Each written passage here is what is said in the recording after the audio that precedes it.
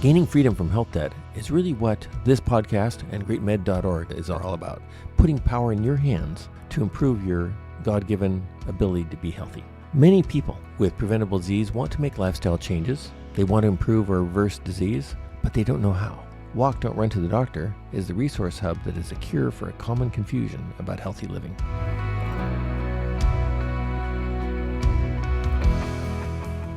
High fructose corn syrup, red dye number 39, 40, 41, special tests, whole body MRIs.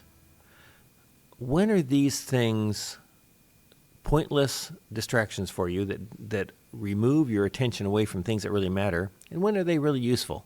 So we're going to be talking about health distractions today.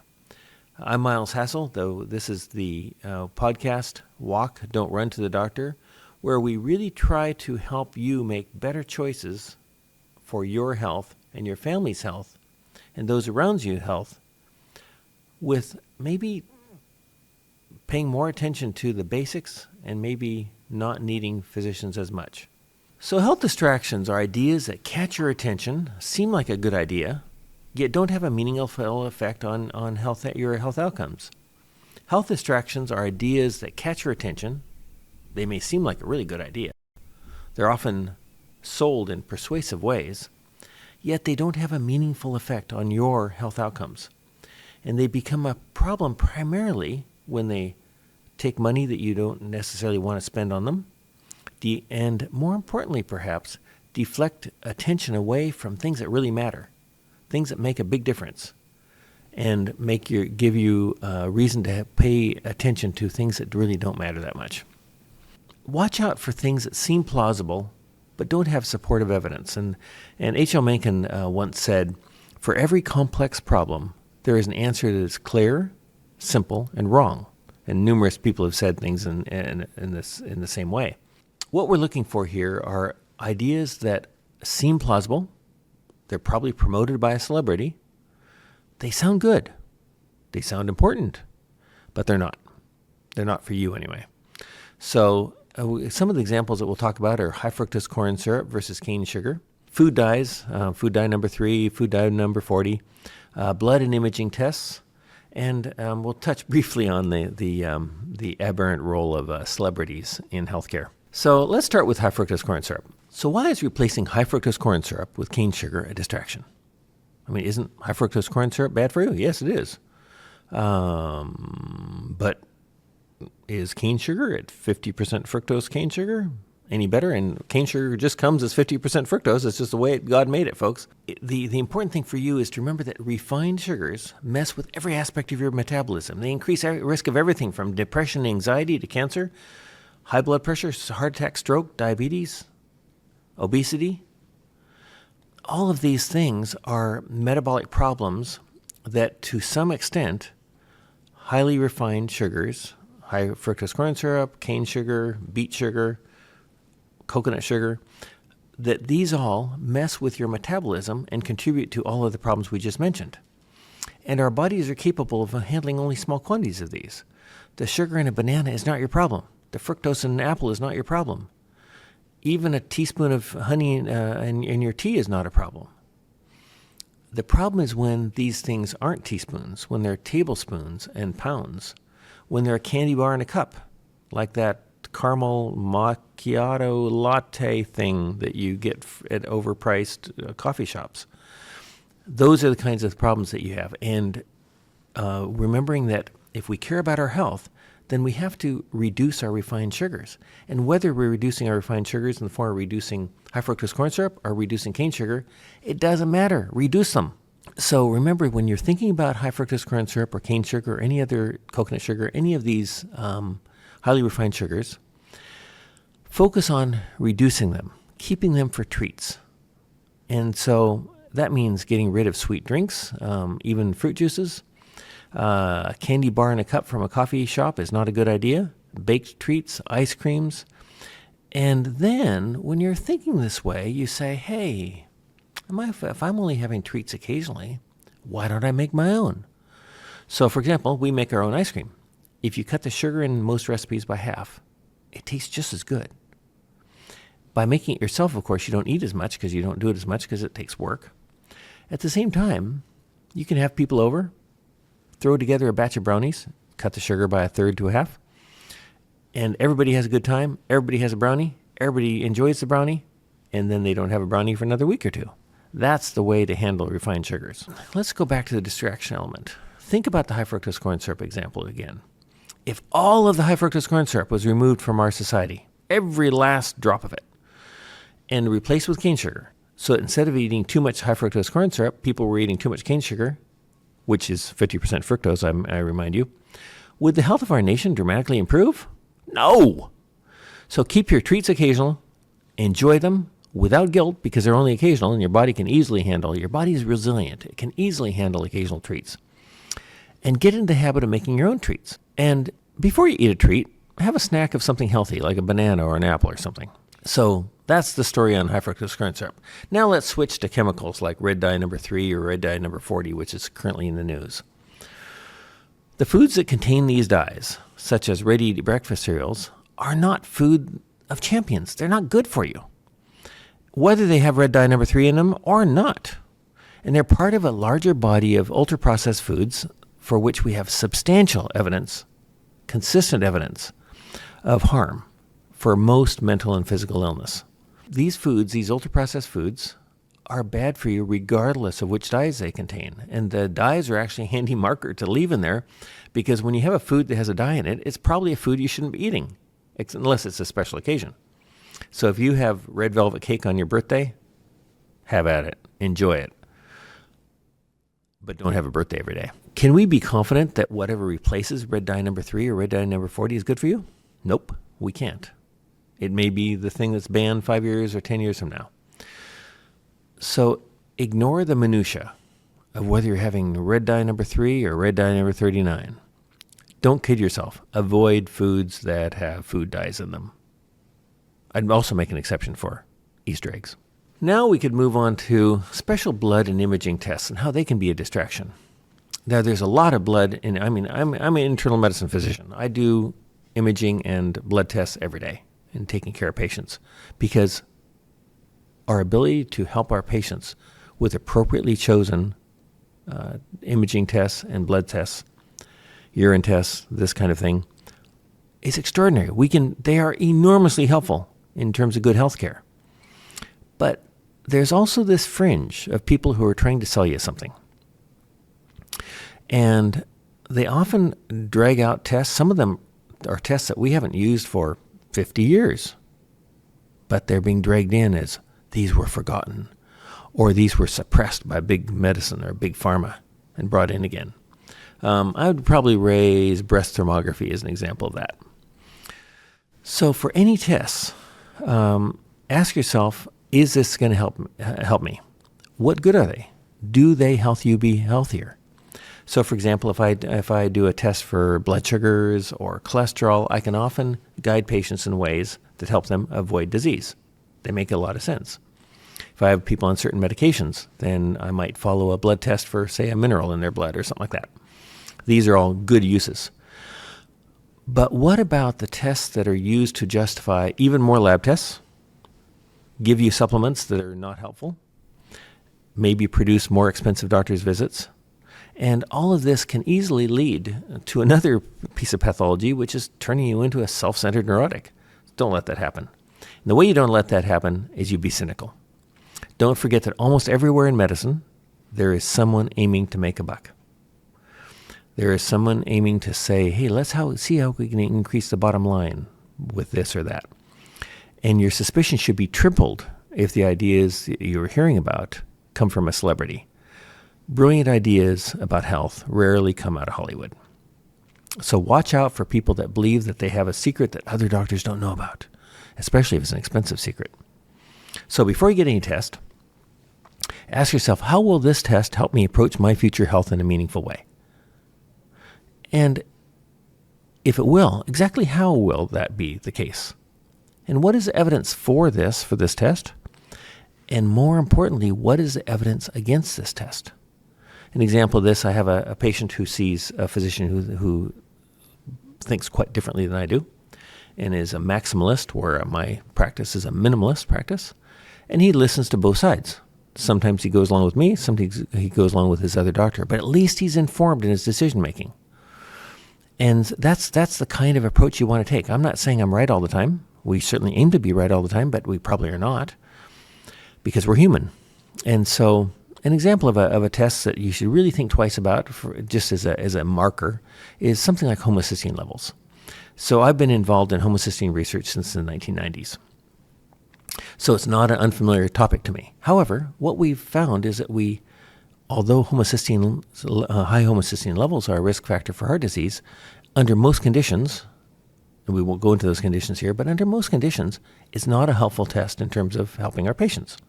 So why get it if you're not going to treat it? And as I said, for everything I'm saying here, there are exceptions. So homocysteine levels are a marker of, boy, you better have a really good reason to get that test. Another one is whole body MRIs and other cancer screening tests in otherwise well people. So just to explore the homocysteine idea a little bit more, if you have an elevated, under most conditions, once again there are exceptions, under most conditions when you have an elevated homocysteine level, reducing that homocysteine level with a basket of supplements actually doesn't reduce your risk of disease.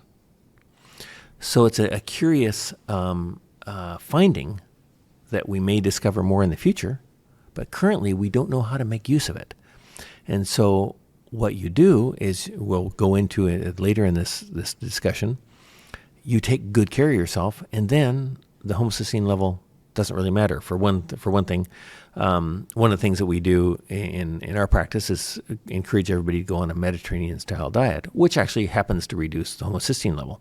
Now, do we track the homocysteine level for these patients? No, because it doesn't help us treat them. And it just is one more expensive thing to add to their list of costs. So let's move on to things like cancer screening tests in otherwise well people that are not generally recognized. An example of this would be whole body MRI, or various cancer screening panels that are not generally used. Typically, they're a cash pay offering. And if I can give you an example from just this week in my practice, somebody gets one of these broad cancer screening panels. He's a very, very healthy 30-something-year-old guy. And he goes and gets this panel, and he gets told he has a kidney mass, possible cancer. And so now he's kind of anxious over this, which doesn't help him. And we look at the scan. It's a pretty low-quality ultrasound, but he paid a high-quality price for it. So then we do another expensive ultrasound, but this time a high-quality, high-priced ultrasound, and it shows it's almost certainly not a cancer. It's just actually a normal anatomical variant, common one. So now, where are we? He's got one test saying, hey, you might have cancer. Our test says you probably don't have cancer. So now he's going to get another test in probably 4 to 6 months, and we'll track this for a couple of tests to see what it is. And there's a variety of ways we could follow up on it. But the bottom line is, he's been made anxious, he's been made poorer, and he's not been helped. And it's a test that should not have been done to start with, I would submit. And we'll talk about some sources of information about this in a second. Whole body MRIs are another example that create more anxiety and more harm than they do good. With all of these screening tests, I'm not ignoring the possibility that in 1 in 100,000 cases, we actually help somebody with them. The trouble is, for that one person that we've helped, we've hurt many, many more, dozens and dozens of people in various ways. Anxiety, unnecessary tests, poor complications from the unnecessary tests or biopsies that they get, that kind of thing. And that's why you should be very cautious about which screening tests you choose. Just because somebody has a test to sell you doesn't mean it's a good test. And of course, many of these tests get repeated over and over and over again. Food allergy testing. Ask anybody who's suggesting you get food allergy testing that's not a board-certified allergist. Ask them what the outcomes from that testing is. How accurate is it? Because there's an awful lot of testing that's done that's really expensive that doesn't actually have an accurate basis. And watch out for screening tests that are done over and over and over again. This one that we see is testing for Hashimoto's disease again and again and again. I would submit that it's very rare that you need more than one test in a lifetime. part of the way that you can approach this is knowing about some healthcare critics and paying attention to them. So what you're trying to do is learn about both sides of the issues, not just the salesman side. And so one that I use is a guy called H. Gilbert Welch, formerly of Dartmouth. And he's an internist and epidemiologist, and he's written a couple of books that are really a good primer in this way of thinking. One is called Less Medicine, More Health. Another one is called Overdiagnosed. Because the important thing about reading this stuff is to realize that these tests can lead to harm. And that's something that would take a bigger discussion to really describe beyond what I've already said. But it's really important to remember. Another one that is on YouTube quite a bit is a guy called Vinay Prasad, Prasad. Vinay used to be one of our local oncologists, so that's how we sort of got to know him. And he does a really good job. His material tends to be oncology heavy, but he actually covers a lot of other material. And seeing him on YouTube is also a really good education in terms of how to think about these things. So we've talked a lot about distraction, and what are we talking about? What are we saying you're being distracted from?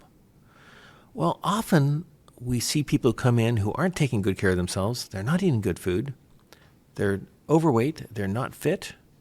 These are all things that are within their control. And instead they come in and they want to talk about nutritional supplements or fancy tests. And there's a few fancy tests that are good for you. Don't get me wrong. I'm not anti-test. But every test needs to be, just like every pharmaceutical, every vaccine, needs to be studied on its own merits. Just because it sounds like a good idea isn't good enough.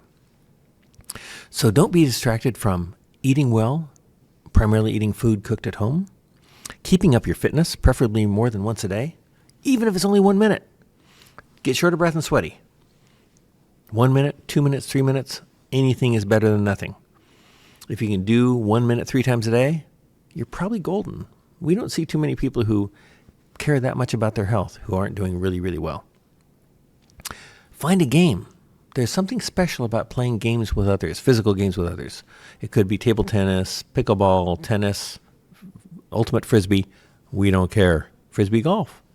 There's any number of things you could do with others that are particularly good for your brain and your overall physical health. Take whatever steps you need to take to control your waistline. And generally speaking, that's going to involve eating less. And the easiest way to eat less while still being satisfied is to eat a ton of fruits and vegetables. And we have a whole outline on our website about how to lose weight healthily. More fruits and vegetables, more protein, and you're going to probably do really well if you can be disciplined. Get outside, less screen time, more people time. And speaking of people, see as part of your healthcare program, including taking care of those around you in a better way. You know, we could look at this in any number of ways and any number of philosophies for that matter. You could look at just the concept of purpose. And purpose generally has to involve people around you. Or we can just look at the basics, like in James 2. Sometime if you feel like it, open the Bible, read James 2:15-17 and say, am I taking care of those around me as I should?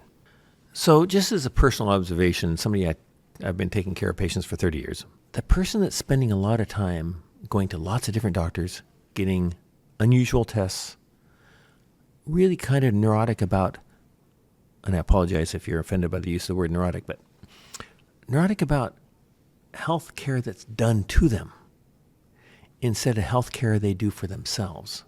These are usually not real happy people.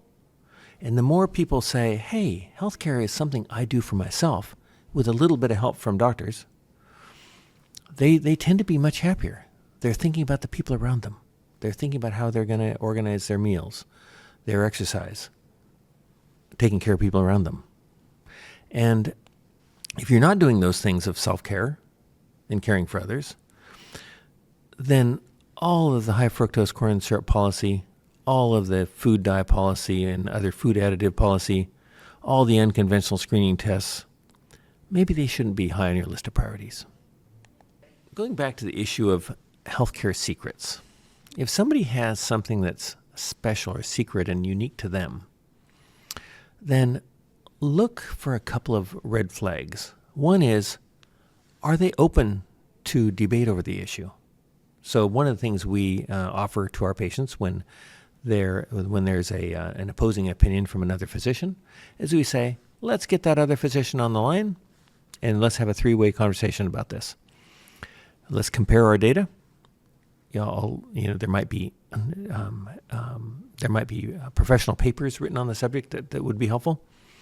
There might be just simple case series that are worth comparing. But either way, around any secret, there should be openness, which is kind of a contradiction, isn't it? And so if you know somebody who's promoting a secret healthcare approach, then immediately be saying, why isn't everybody else who's heard the same sales pitch following the same approach? What is the opposing evidence? And that's, whether it's lectins in food or whether blueberries are bad for you. There's any number of examples you could bring up. But always ask yourself, what is the opposing evidence? And if you haven't asked yourself that, you're probably getting sucked into a scam. Thank you. And thanks for listening. And we really appreciate any feedback.